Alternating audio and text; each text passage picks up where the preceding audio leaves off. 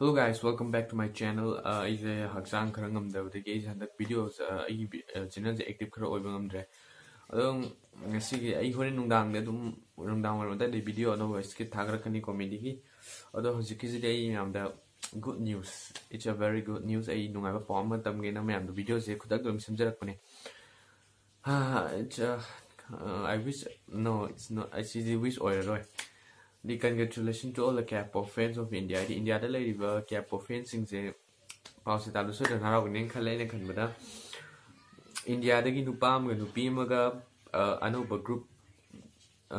K-pop group Amada debut of the Hunter February 23rd other. Was had the Anoba Moji project net of G Pop Dream Haina Motaway Moi group Anine Nupiga Nupang group and in Chemize G boys have G girls have touching when G jet and not even ever jet and other way somebody say G even ever I global I don't mind global pop much my don't G girl G pop I know and G girls or G boys and G boys the India Machan Pama away sit koba Laduka G girls the Nupi Amaya Priyanka Adoma say Assam the nigga sudum high call K-pop India the label K-pop fans kadi Harabam ni khale moi bu support abam the ai India ma cha moi na India gi K-pop fans amoi na moi bu support abam the ai na mem dai jadi tu ai gi video share to bi ai mi puna mo thi obang na ba si pop je kya di India the label K-pop fans ngi yog do di ma le je nga han thing na bane ba keno da Google ski news thing na bane ani K-pop idols or in high the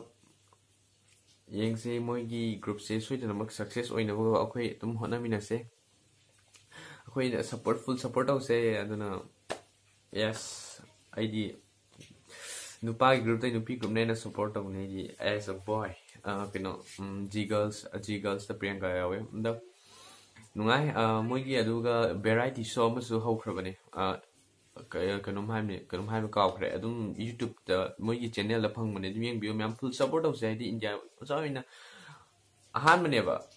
India Matsama, India Matsani K-pop idol or can have the Koi Mang How Mangundrago can never do that or you don't have the me a thousand note Lahara retired wishing the high news in Hijabane. I'm support of say G boys and G girls soon as support of Mina say India Matsabu, you could mean say Korea K-pop idol fans more in a go. Hoi, I do BTS like Tado Cravani, I did check how the Queen Yamachani, K-pop idol, I had a more actor, we get to me young level, T11, we get articles with a more than T11. How the BTS Blackpink fan, you do shows the same. Maybe video of the end of the